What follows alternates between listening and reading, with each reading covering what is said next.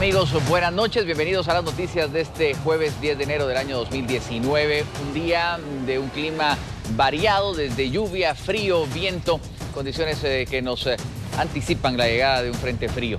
Pero vamos a ver en nuestra primera noticia cómo este día se producía una emergencia de gran magnitud a eso del mediodía en la ruta al Pacífico, cuando un camión derramó un químico peligroso en plena cinta asfáltica. Totalmente bloqueado el paso en el kilómetro 19 ruta al Pacífico hacia la ciudad capital. Material tóxico sobre la vía pública genera cierre total de la vía y del paso peatonal. De esta forma, autoridades de la Policía Municipal de Tránsito de Villanueva alertaban sobre un incidente de alto riesgo que se registró en la ruta al Pacífico. La emergencia química se originó por el derrame de decenas de litros de ácido sulfúrico en el kilómetro 19 de la ruta al Pacífico, con dirección a la ciudad de Guatemala, cuando uno de varios contenedores que transportaba un tráiler sobre una plataforma y al aire libre cayó accidentalmente sobre la cinta asfáltica y vació todo su contenido.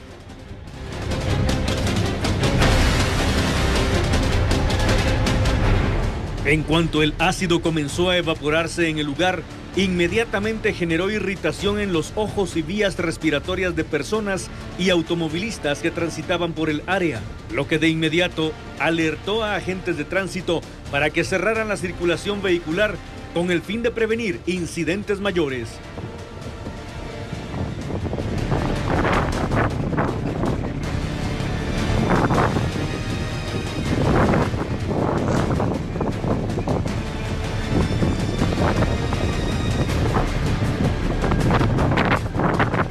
Minutos después llegó personal de la Conred, de los bomberos municipales departamentales y municipales, expertos en el manejo de estas emergencias. Con equipo especial se acercaron al tráiler que transportaba el peligroso químico para asegurarse que el derrame no continuara y así pudieran asegurar el área.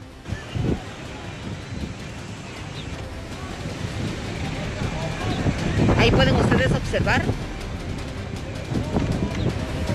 personal de la Conred, expertos en atender este tipo de derrames tóxicos. Una vez asegurado el automotor que transportaba el químico de alto riesgo, las cuadrillas especiales se acercaron al área para echar tierra sobre el ácido sulfúrico derramado, ya que este es capaz de destruir las llantas de los automóviles y es altamente tóxico para las personas.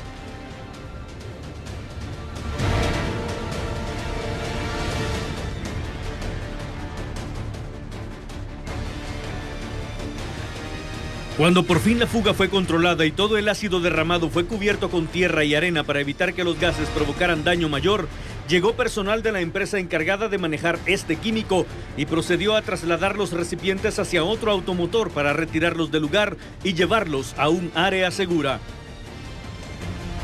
Pero el trabajo de limpieza y retiro del material que provocó este accidente químico a la altura del kilómetro 19 de la ruta al Pacífico llevó varias horas de trabajo, por lo que la circulación vehicular en ambos sentidos se vio interrumpida y esto provocó largas filas de congestionamiento vial que duró hasta entrada la noche, ya que cuando por fin se despejó el área cero, ya había gran cantidad de vehículos acumulados en ambos sentidos de la carretera.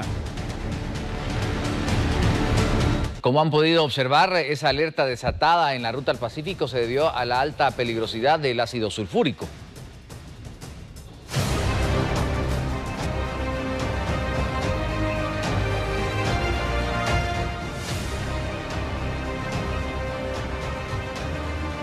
El ácido sulfúrico posee un alto nivel de abrasión y puede llegar a ser muy peligroso para la salud. Es un corrosivo clase 8. Por esa razón y al momento de ser manipulado se necesitan ciertas medidas de precaución para evitar cualquier tipo de riesgos. Un derrame, como el ocurrido esta tarde, es de alto riesgo, pues al inhalar los vapores que produce este compuesto químico puede provocar grandes problemas en los pulmones a causa del humo, que es bastante tóxico. También puede causar la pérdida de la visión en su totalidad, al igual que graves quemaduras en la piel. Ingerir tan solo una gota de ácido sulfúrico puede provocar la muerte. Para poder manipular este peligroso compuesto químico se requiere extremo cuidado y además es necesario respetar todas las medidas de seguridad, ya que cuando el ácido sulfúrico entra en contacto, aunque sea con un poco de agua, esto genera una fuerte reacción como una nube tóxica que puede expandirse con el viento. Para actuar en estos casos hay un protocolo establecido por Naciones Unidas que indica acercarse con cuidado y a favor del viento y aislar el área, entre otros. Según ha establecido la misma ONU, todo transporte de químicos debe ser cerrado y llevar una serie de identificaciones en los 4 costados advirtiendo sobre el riesgo. Sin embargo, el tráiler del cual se cayó el contenedor que derramó este ácido en la ruta al Pacífico llevaba este ácido al aire libre y no cumplía con los requisitos establecidos por Naciones Unidas. Para ahondar en el tema, tenemos en línea telefónica al doctor Maynor Mejía, jefe de Seguridad e Higiene Industrial del Instituto Guatemalteco de Seguridad Social, el IGS. Doctor Mejía, gracias por estar con nosotros. Hemos escuchado lo tóxico, lo abrasivo que puede resultar el ácido sulfúrico. Quisiéramos entender para qué sirve entonces y cómo debe manipularse este químico. Buenas noches. Buenas noches, Luis. Es un gusto estar con usted y muchas gracias por la oportunidad que me brinda. El ácido sulfúrico es un compuesto químico extremadamente corrosivo. Es uno de los que más se produce en el mundo y por eso se utiliza en muchas para hacer muchas situaciones, sobre todo para hacer fertilizantes. Y también se utiliza para síntesis de otros ácidos y sulfatos, ¿no? Según el reportaje que estoy viendo con usted, es muy importante ver todo lo que se hace mal en el traslado de este ácido sulfúrico. Y como bien decían ustedes en la nota, es altamente peligroso porque no solo la ingesta de puede causar irritación de la garganta, erosión dental, estomatitis, la inhalación, irritación de la nariz, bronquitis, enfisema, edema pulmonar, en la piel, pues irritación y dermatitis, y en los ojos, pues quemaduras y conjuntivitis. Lo importante de esto es que este tipo de químicos, cuando se trasladan, son los que se llaman o que son las mercancías peligrosas. Todas las mercancías peligrosas son todas aquellas sustancias puras o mezclas que debido a sus características físicas, químicas o biológicas, o por el manejo que se le van a dar, son sometidos o pueden generar o desprender polvos, humos o gases líquidos, vapores, materiales infecciosos, irritantes inflamables, explosivos y corrosivos. Por lo tanto, son altamente peligrosos. Y como bien lo decía en el reportaje de la introducción, estos tienen que estar clasificados y sobre todo etiquetados, ¿no? Y como bien decían ustedes, este es un etiquetado que tiene que ser clase 8 de sustancias corrosivas. Doctor, hemos visto 2 situaciones. Una, el transporte, el embalaje que al caerse pues provocó todo este movimiento. Pero pues también hemos visto a los socorristas con su equipo apropiado. ¿Cree usted que se manejó de una buena forma y cómo calificaría el transporte? Es decir, analicemos lo que sucedió. Bueno, fundamentalmente, si usted observa, pues es evidente que el transporte es totalmente inseguro.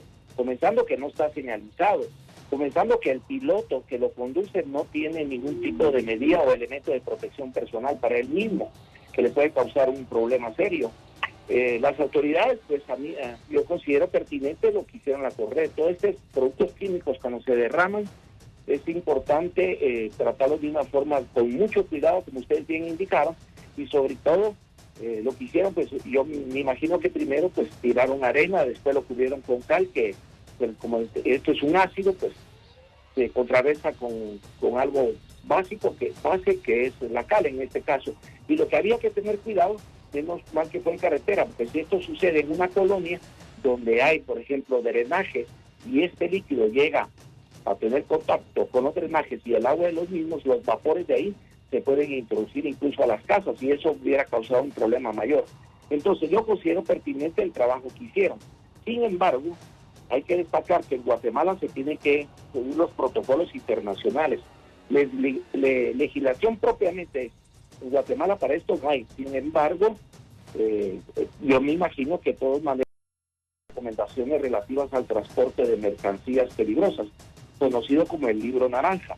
Esto es elaborado por un comité de expertos de Naciones Unidas y que pues todas las personas que manejan este tipo de transporte y químicos tienen que manejarlo. Doctor Mejía, muchísimas gracias por orientarnos también en este tema y por poder profundizar en algo que sabemos va a conllevar una investigación, porque si no se apegan a estas normas internacionales, pues veamos lo que sucedió con el accidente, más allá de las molestias y la incomodidad que pasó después del accidente por las largas filas, pero también el manejo, pues usted lo califica de positivo, y esto es interesante. Vemos el equipamiento al que no siempre tenemos acceso como país, pero en este caso pues hubo una respuesta y hay que calificarla también y tomar pues reacciones al respecto, pero pues una situación que no es común y que ha tenido una respuesta inmediata. Muchas gracias al doctor Mejía, gracias a ustedes por estar también atentos de Noti7.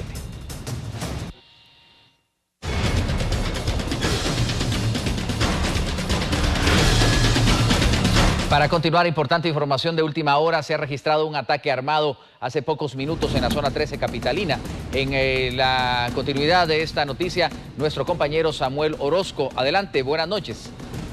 Hola Luis y televidentes de Noti7, información que se está generando de último momento. Nosotros estamos ubicados sobre la avenida Hincapié y cuarta calle de la zona 13 capitalina. Es en este lugar donde hay una parada de los buses urbanos y extraurbanos que circulan por el sector. Vean ustedes, una valla publicitaria que había en el lugar ha sido también impactada por las balas. Habían personas esperando el autobús en este lugar, sin embargo, pues aparentemente a bordo de una motocicleta pasan individuos y comienzan a dispararles. La escena pues se corre hasta esta parte donde ha circulado la Policía Nacional Civil mientras llega el Ministerio Público. Estamos hablando de 3 personas que han resultado con heridas de bala. Esto es en la cuarta calle.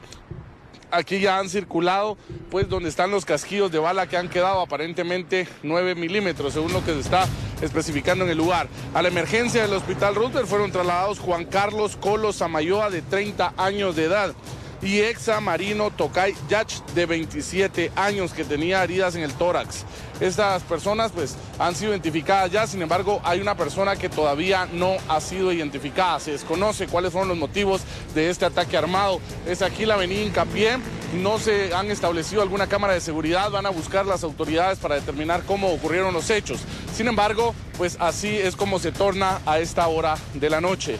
Hay más información que se está generando en la zona 6 del municipio de Misco. Hablamos de 2 personas que, según las autoridades, pues posiblemente tenían un plan de cometer ilícitos, pero fueron capturados hace pocos minutos, según agentes de la comisaría 16. Esto ocurre específicamente en el sector de la 37 calle, Lodebrand 1, zona 6 del municipio de Misco. Allí le hicieron el alto a un vehículo tipo taxi en el cual se dirigía Marco Antonio Barrios Morales, de 28 años, y María Elena Marroquín Sosa, de 24. Estas personas, según lo que tenemos entendido por parte de la Policía Nacional Civil, tenían un arma tipo revólver y al pues consultarle no tenían la documentación correspondiente, por lo tanto llevaban un arma de fuego de sin los papeles y aparentemente con sospechas de que posiblemente fue robada. Es información que está surgiendo de forma preliminar. La División Especializada en Investigación Criminal, DEIC, es quien está esclareciendo estos datos. Es el informe nocturno de Noti7.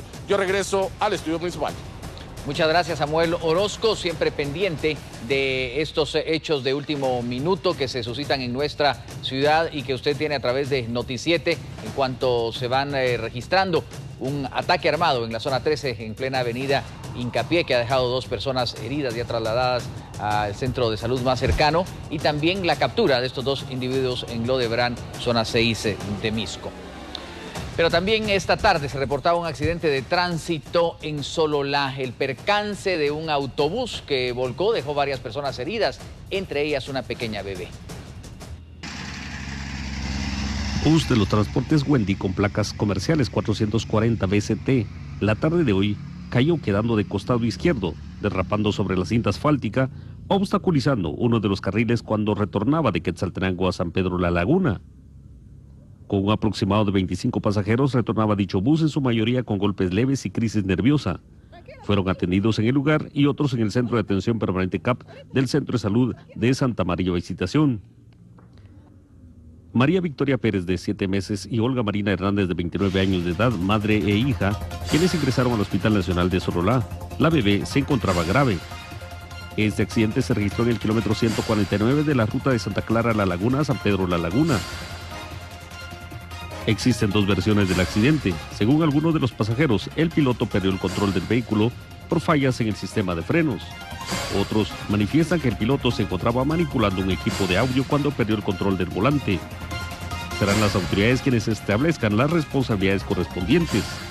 Al lugar llegaron elementos bomberiles de ambas compañías, voluntarios y municipales, como también la Policía Nacional Civil. Desde el departamento de Sololá reporta Enrique Pablo de León, Noticiete.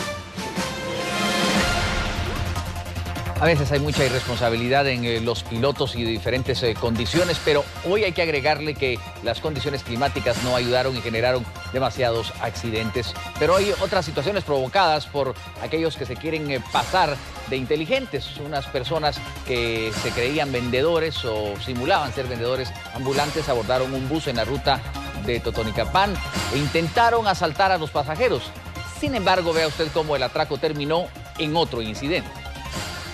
2 sujetos subieron a un bus de los transportes extraurbanos Dayana que se dirigía de San Francisco al Alto a Quetzaltenango sobre la ruta interamericana al occidente. Los hombres amenazaron a los pasajeros con la intención de despojarlos de sus pertenencias y dinero. Varias personas sufrieron crisis nerviosa y fueron trasladados a la emergencia hospitalaria por socorristas. Sí, efectivamente fuimos notificados sobre un asalto a lo que es los transportes Dayanas con las placas comerciales 523 BBY, en el cual pues al llegar al lugar, eso fue en la pasarela de San Cristóbal Toto, pues al llegar al lugar se encontraron varias personas con crisis nerviosas. Las más afectadas se encuentra don Edgar Ezequiel Ramírez Mejía, de 33 años. También se encuentra Edgar Benjamín Ramírez, de 2 años y medio, y la señora Isla Ramírez Mejía, de 35 años. Ellos venían en estado con crisis nerviosa, pues fueron los más afectados, ya que según comentaron que en San Francisco del Alto, lo que es el entronque, 2 personas subieron como vendedores. Ya en el camino pues los empezaron a amenazar si no compraban, que todos no salía nadie vivo de ahí, según comentario de los afectados. Los hombres forcejearon con los pasajeros. Patrullas de la Policía Nacional Civil acudieron al lugar del hecho y aprendieron a los sujetos, incautándoles una tijera, mochilas y dinero. Mi esposa, mi bebé. Y entonces nosotros no sabemos qué está pasando con la policía. Hablamos claro que ellos lo tenían que agarrar, no lo querían agarrar, pero se levantaron toda la gente para lincharlos y llevarlos, y ya se lo llevaron. Y nosotros venimos ahorita muy mal, más que todo. Me querían robar a mi bebé, pero yo no dejé que se lo llevaran, y por eso me golpearon mi esposa y dieron más, porque como ella se metió también. ¿Le pidieron dinero o algo? Sí, pidieron dinero, estaban pidiendo 10 quetzales a cada uno, y el que no daba, no daba. La situación fue otra en Petén, en donde otro bus terminó convirtiéndose en blanco de las balas cuando motoladrones arremetieron contra la unidad. Un bus Pullman que salía de Petén rumbo a la ciudad capital de Guatemala fue atacado por desconocidos quienes se conducían a bordo de una motocicleta. La balacera ocurrió cuando transitaban frente al aeropuerto internacional Mundo Maya. Los delincuentes atacaron la unidad a eso de las 22:30 horas. Fueron al menos 10 los impactos que recibió el vehículo, dejando al menos 7 personas heridas, mismas que fueron trasladadas a la emergencia del hospital de San Benito. Según autoridades, entre los heridos figura un agente identificado como Eli Tiul. El transporte público y su amenaza, sobre todo por aquellos que pretenden hacer de los usuarios blanco de sus asaltos. Vamos a la pausa comercial, regresaremos de inmediato, tenemos mucha más información para todos ustedes. Gracias por estar con Noticiete. El expediente sobre la petición de retirar el derecho de inmunidad a 3 magistrados de la Corte de Constitucionalidad, cuyo trámite fue aceptado por la Corte Suprema de Justicia ayer, será entregado al Congreso de la República en los próximos días. La ley le otorga 3 días hábiles a la Corte Suprema de Justicia para enviar al Congreso de la República el expediente donde la Asociación de Dignatarios de la Nación solicitan retirar el derecho de inmunidad a los magistrados de la Corte de Constitucionalidad, José Francisco de Mata Vela, Bonerge Mejía y Gloria Porras. El traslado del documento podría ser la próxima semana, porque las magistradas de Corte Suprema, Delia Dávila y María Eugenia Morales, votaron en contra y deben razonar por escrito su voto. Está pendiente como hay 2 votos razonados, se tienen 3 días para poder venir y presentar estos votos razonados porque se deben de notificar juntamente con la resolución de la decisión. El presidente judicial se limitó a decir que el expediente será enviado en los próximos días, cuando se tengan los votos razonados de las magistradas María Eugenia Morales y Delia Dávila. No quiso hablar sobre las razones que tuvieron para aceptar darle trámite a la solicitud de retiro de inmunidad, pues podría considerarse que externó opinión. Por su parte, el diputado Fernando Linares Beltranena se refirió al proceso que debe llenarse para que ese expediente sea conocido por los legisladores. De acuerdo con la ley de antejuicio, la Corte Suprema debe trasladar el expediente para el cual se necesita un simple decreto, porque solo es traslado, porque ellos no son competentes para conocer. Entonces lo deben trasladar, yo espero que venga hoy o mañana. Si lo trasladan para acá, entonces cae en la época de comisión permanente. Al caer en comisión permanente tendría la obligación legal la comisión permanente de nombrar una comisión pesquisidora para analizar si la denuncia es espuria, política o ilegítima. Entonces, esa decisión la tendría que tomar para que ya llevara un dictamen al Pleno la semana entrante y que el Pleno ya lo deba conocer, siempre y cuando dentro de la agenda que tiene el Congreso, porque hay muchos temas que están pendientes y este tema de conocer el antejuicio de los magistrados de la Corte de Constitucionalidad no es un tema de vida o muerte, sobre todo al lado de otros decretos legislativos que están pendientes de seguir conociendo. Lo que sí les aseguro es que le vamos a prestar la atención máxima a este caso, porque la Corte de Constitucionalidad es un hijo de la Constitución. No existía antes del 85 y en el 84 que hicimos la Constitución, pusimos esta novedad de la Corte de Constitucionalidad que creemos que fue una gran innovación constitucional, porque no solo promulgamos la Constitución, sino que pusimos un mecanismo que la defendiera. Al respecto, los constituyentes aglutinados en la Asociación de Dignatarios de la Nación se pronunciaban sobre esa resolución de la Corte Suprema que da trámite a la solicitud de antejuicio en contra de 3 magistrados de la CC. Luego que la Corte Suprema de Justicia diera trámite a la solicitud de antejuicio en contra de los magistrados de la Corte de Constitucionalidad Gloria Patricia Porras, Bonerge Mejía y José de Matabela, el denunciante Guillermo Pellecer, presidente de la Asociación de Dignatarios de la Nación, opinó. Fue la única manera que les estamos haciendo a la Corte de Constitucionalidad reflexionar. Ellos deberían bueno, como humanos pueden cometer errores, pero deberían de reflexionar para actuar dentro de la Constitución y de la ley de amparo. Ellos están quebrantándola y en ese sentido nos vieron obligados a presentar esa querella. Y esa querella resulta que es porque todos los guatemaltecos fuimos insultados por un embajador y ese embajador no se quiso retractar. Y entonces vino el presidente y en nombre de los guatemaltecos le dijo no grato, véanse, que lo cambien. Y entonces ahí, en base a qué están aceptando un insulto a los guatemaltecos. Entonces ahí están quebrantando completamente la Constitución. En base en eso nosotros hicimos esa querella, la cual lamentamos en el alma, pero es la única forma de hacerlos reflexionar. Fueron 4 delitos señalados dentro de la solicitud de antejuicio que analizó el Pleno de la Corte Suprema de Justicia. Cuando eso quería, ellos cometieron 4 delitos normados dentro del Código Procesal Penal. Entonces esos 4 son prevaricato, abuso de autoridad, mala interpretación de la Constitución, atribuciones impropias de la misma Constitución. Son 4 delitos que los estamos acusando para que ellos reflexionen y vuelvan a su camino. Para continuar su proceso, la Corte Suprema de Justicia debe notificar al Congreso de la República para la conformación de una comisión pesquisidora que analizará el caso.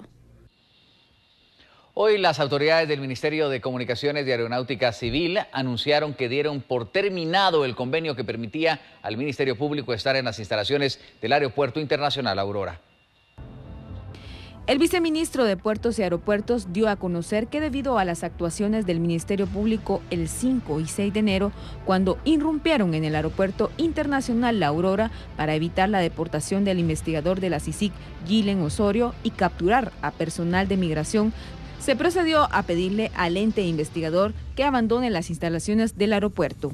El día de hoy fue notificada la fiscal general del Ministerio Público sobre el incumplimiento al convenio establecido entre la Dirección General de Aeronáutica Civil y el Ministerio Público, y por ende la Dirección General de Aeronáutica Civil lo da por finalizado.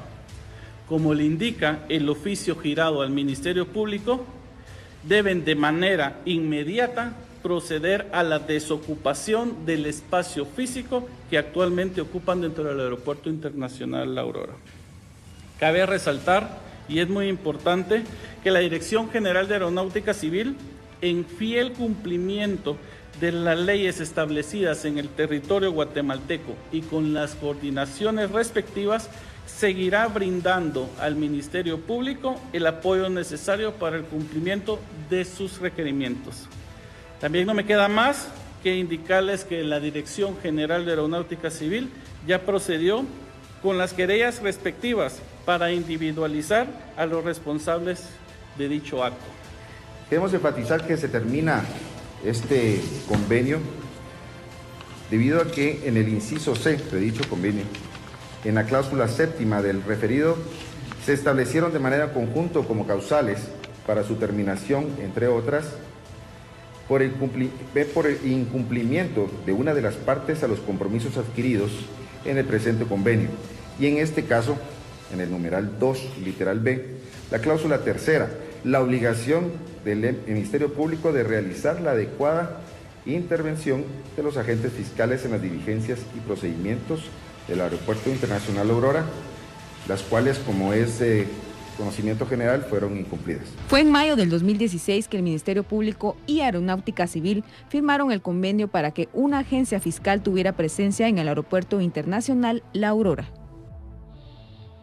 Por su parte, el Ministerio Público respondía a esa decisión mediante un comunicado. La fiscal general de la República lamenta la decisión asumida por la Dirección General de Aeronáutica Civil en cuanto a dar por terminado el convenio de cooperación interinstitucional entre el Ministerio Público y el Ministerio de Comunicaciones, Infraestructura y Vivienda, a través de la referida dirección, por medio del cual se ubicó en las instalaciones del Aeropuerto Internacional La Aurora una agencia fiscal especial para la persecución penal de delitos cometidos en las terminales aéreas. De esa cuenta, respetuosa de la ley y con base en los mecanismos propios de un Estado de Derecho, se ha decidido interponer la acción legal correspondiente, con el fin de evitar el menoscabo y obstaculización de la justicia. Las últimas 24 horas han sido de tensión en el departamento de Petén debido a los disturbios provocados por un grupo de pobladores, como veremos a continuación.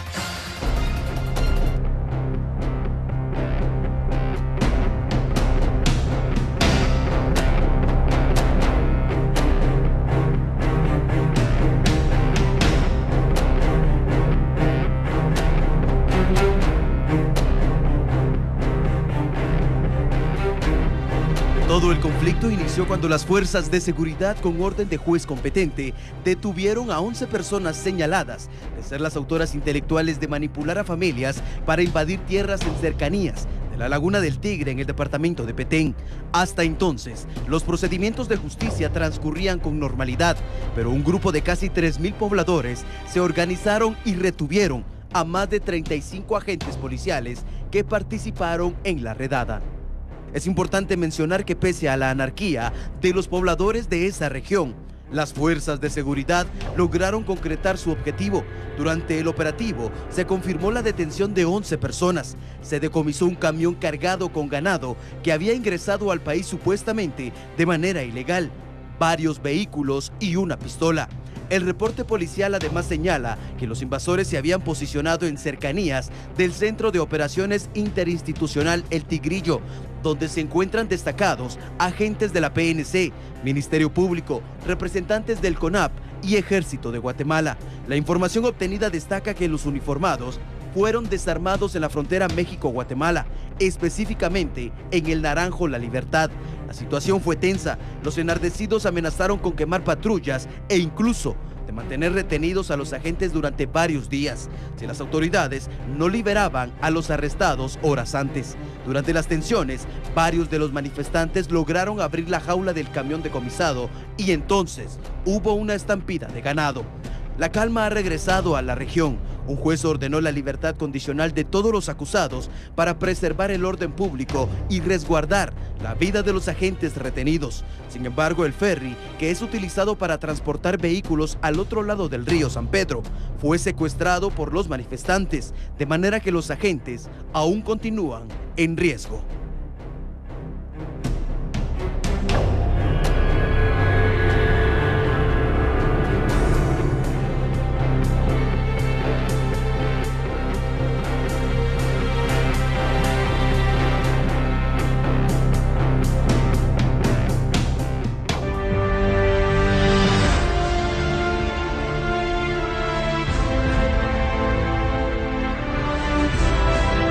Hay duelo en las esferas políticas del país. Falleció hoy el ex vicepresidente de la República, Juan Francisco Reyes López, quien fungiera como tal en el periodo de Alfonso Portillo del 2000 al 2004.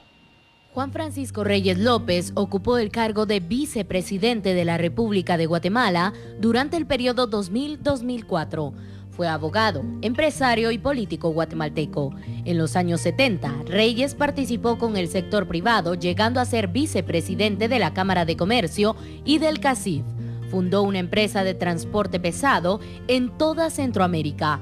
Destacó como uno de los fundadores del partido Frente Republicano Guatemalteco, FRG, en 1989, el cual lo llevó a ser la mano derecha del expresidente Alfonso Portillo, ocupando uno de los cargos más importantes durante su trayectoria política.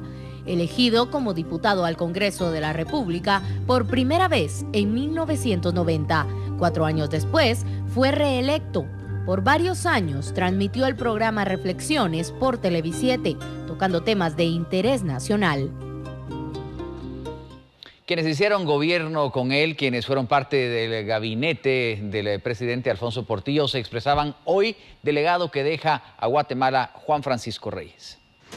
El exministro de Salud durante el periodo de Francisco Reyes y además su médico de cabecera resaltó el trabajo del ex vicepresidente por las clases minoritarias y por la economía del país. Él trabajó mucho por mejorar los precios de la canasta básica. Recuerdo a Paco que él siempre acostumbraba ir él personalmente a hacer sus compras de supermercado, de su casa, para poder ver los precios que fluctuaban en el mercado. Y como consecuencia de eso, pues él luchó mucho por mantener los precios de la canasta básica. Trabajó intensamente Francisco Reyes en dar aumentos salariales anuales, ahí se dieron cada año al sector público, lo cual pues indudablemente favoreció a las familias. Siempre él veló por mantener el bienestar de las clases minoritarias, en cuanto a la salud, la educación. Y fue un hombre que, como les digo, dejó huellas, dejó un legado prácticamente. De igual forma, el ex canciller Gabriel Orellana, quien también formó parte de su gabinete de gobierno, recuerda a Reyes López como un político patriota. Lo recuerdo como un gran amigo, como un gran patriota, como alguien que precisamente por su patriotismo dejó polémica en grupos que, así como le guardaron simpatía y lealtad, hubo otros que fueron exactamente los sentimientos contrarios. Pero el punto es que él de alguna manera orientó su vida con lealtad a sus principios y tratando de hacerle siempre un bien a Guatemala.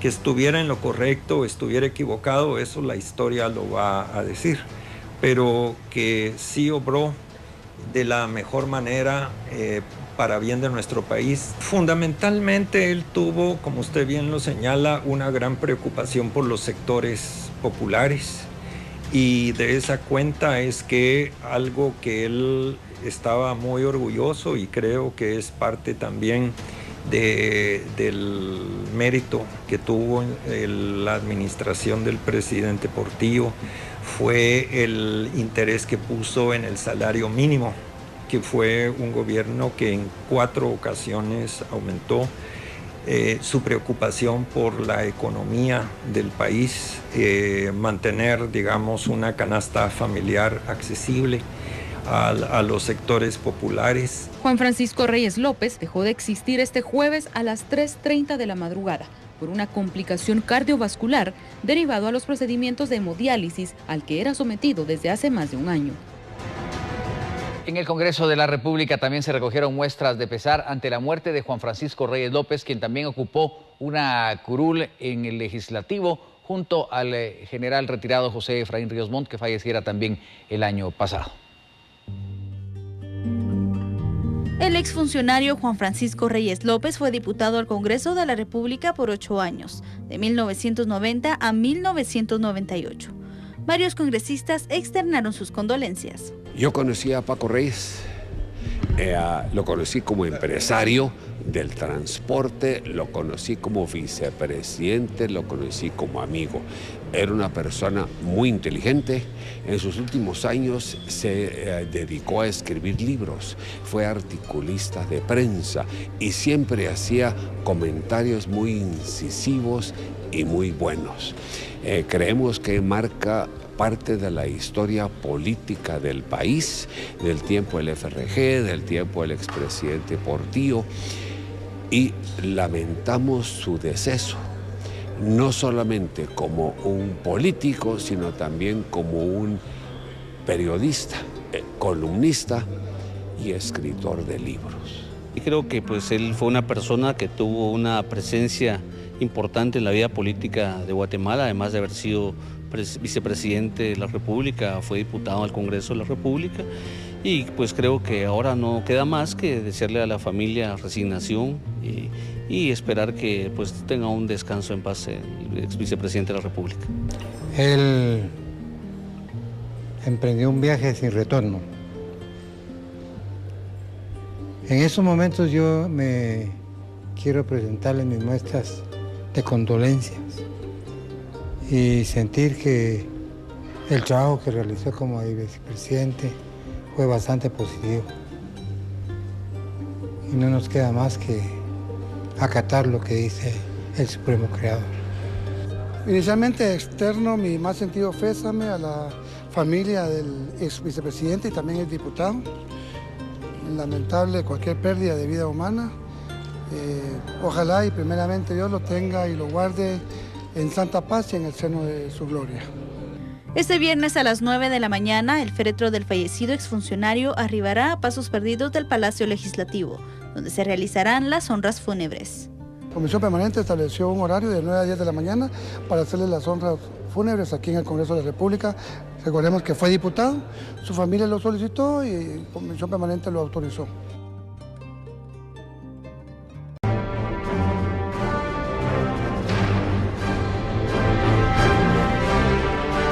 Vamos con más noticias ya al cierre de esta edición de Noticiete. El Tribunal Supremo Electoral emitió un comunicado mediante el cual garantiza elecciones libres y transparentes apegadas a la ley y a la Constitución de la República. El Tribunal Supremo Electoral, en comunicado de prensa, manifestó su compromiso por desarrollar un proceso electoral transparente, apegado al fiel e irrestricto cumplimiento de la normativa electoral y la Constitución Política de la República de Guatemala. El órgano electoral ratifica la celebración de elecciones libres, transparentes e imparciales. Dicha entidad hace un llamado especial para que la ciudadanía activa y comprometida con el sistema democrático se involucre en el proceso electoral empadronándose, ejerciendo en libertad sus derechos civiles y políticos, fiscalizando el actuar de los actores involucrados, integrando los órganos electorales y emitiendo el sufragio de manera libre y sin condicionamientos. Concluimos recordándole que el próximo lunes 14 tendremos transmisión especial desde Esquipula, celebrando la fiesta del Cristo Negro y cumpliendo 10 años de tradición, el noticiero de los guatemaltecos presente en la fiesta del Señor de Esquipulas. Muy buenas noches, gracias por su atención, hasta mañana.